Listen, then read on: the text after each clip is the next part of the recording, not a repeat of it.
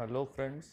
आज हम एक ऐसे टॉपिक की बात कर रहे हैं, इनफाइनाइट सीरीज़, जो यूजुअली लगभग हर एक कंपटीशन में पूछा जाता है। और चूंकि एक बहुत वाइड टॉपिक है, एक बड़ा टॉपिक है, तो हम बहुत सारे क्वेश्चंस उसके तैयार नहीं कर पाते।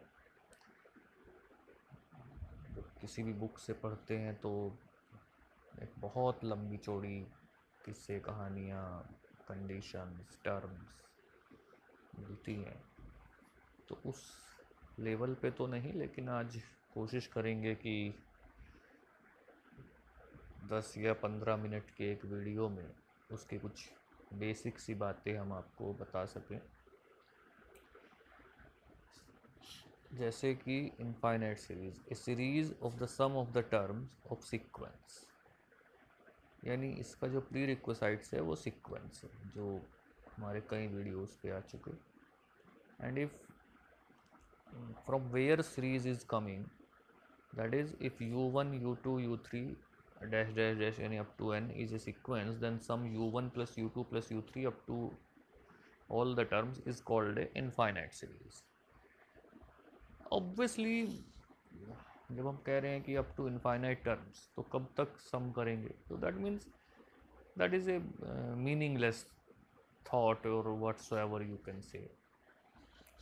बट देन हम डिफाइन करते हैं कि sequence of partial sums, series of partial sums जिसे हम कहते हैं, तो उसमें हम लिखते हैं कि s n is equal to u one plus u two plus u three up to u n. तो जब s n is equal to u one plus u two plus u three up to u n लिख रहे हैं, तो s one is equal to u one, s two is equal to u one plus u two, s three is equal to u one plus u two plus u three, and s four and s five s six we can calculate. तो ये जो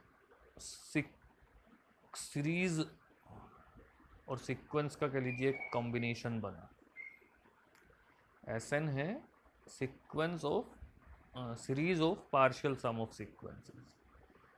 तो ये जो सम बना, इस पे हम वर्कआउट करते हैं। तो जो सम है, ये जो मतलब एस वन में तो केवल यू वन है, लेकिन एस टू में u one plus u two, s three में u one plus u two u plus u three, इसे हम डिनोट करते हैं summation from n equal to one to infinity u n. तो ultimately ये जो नोटेशन सिंबल आपको नज़र आ रहा है, summation from n equal to one to infinity u n, this denotes a infinite series, that is a partial sum of sequences. तो इसके ऊपर हम कुछ बहुत बेसिक से रिज़ल्ट डिस्कस करेंगे आज। जैसे कि जो सबसे बेसिक और पहला रिज़ल्ट है कि infinite series summation u n के कन्वर्ज होने की, कन्वर्जेंट होने की जो कंडीशन है, नेसेसरी कंडीशन है, वो है limit n tends to infinity u n equals to zero. And obviously कि जब जब ये u n is limit n tends to infinity u n is equal to zero आता रहेगा, तब तब हम कहते रहेंगे कि सीरीज इज कन्वर्जेंट।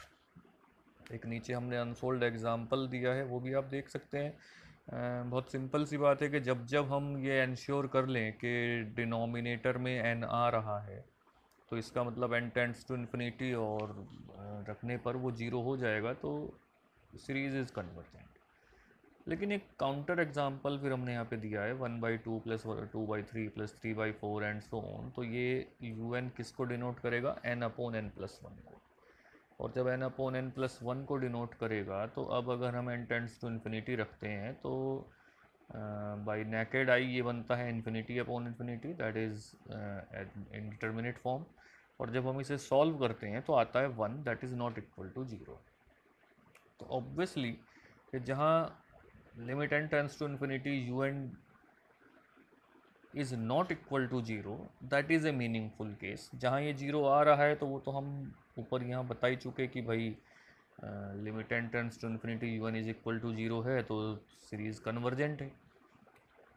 लेकिन जब ये ज़ीरो नहीं आएगा, जैसे कि इस एग्जांपल में वन आ रहा है, तो तभी हमें अब चेक करना है कि whether what is going to be happen.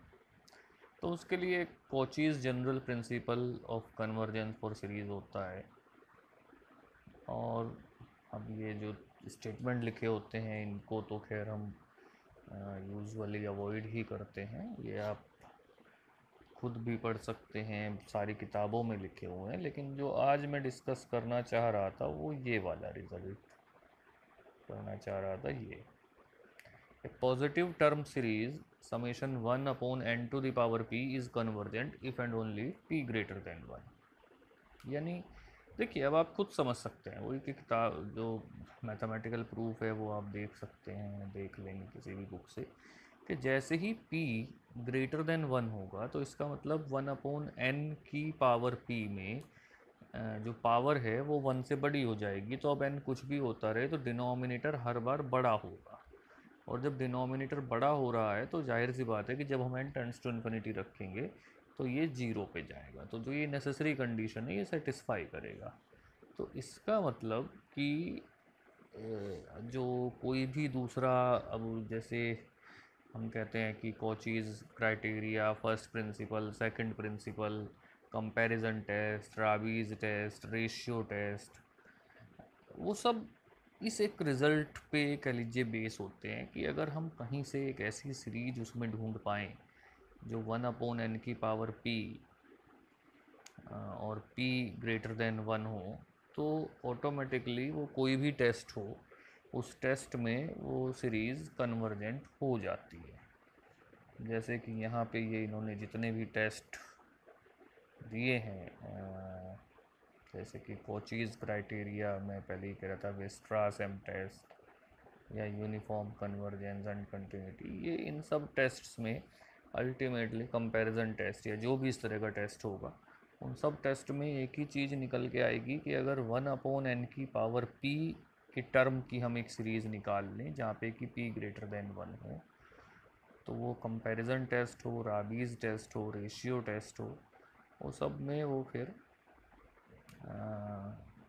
Series convergent हो जाती है। इसी तरह से एक और इम्पोर्टेंट एग्जांपल या कह लीजिए जो एक एस्पेक्ट है वो है ज्योमेट्रिक सीरीज़ का, कि 1 plus r square plus r cube and so on. तो जब तक आर 0 और 1 के बीच में है तो अब ये आप देख सकते हैं कि जब आर 1 और 0 के बीच में, 0 एंड 1 के बीच में है, तो 1 प्लस आर स्क्वायर ये हर बार आर छोटा होता चला जाएगा, और जब आर छोटा होता चला जाएगा तो इसका मतलब ये सम फाइनाइट सम की तरफ जाएगा। तो ऐसे में ये सीरीज़ कन्वर्जेंट हो जाती है। और जैसे ही हम कहते हैं कि आर इज़ इक्वल टू 1 और ग्रेटर देन 1, तो 1 प्लस आर स्क्वायर अगर 1 से बड़ा है या इवन 1 के बराबर भी है तो ये इनफाइनाइट की तरफ मूव करेगा, तो ये सीरीज़ डाइवर्जेंट हो जाती है। तो these two are the important basic concepts. पहला ज्योमेट्रिक सीरीज़ का 1 plus r square plus r cube plus r की power 4 and so on is convergent if r is less than 1 and is divergent if r is greater than equal to 1।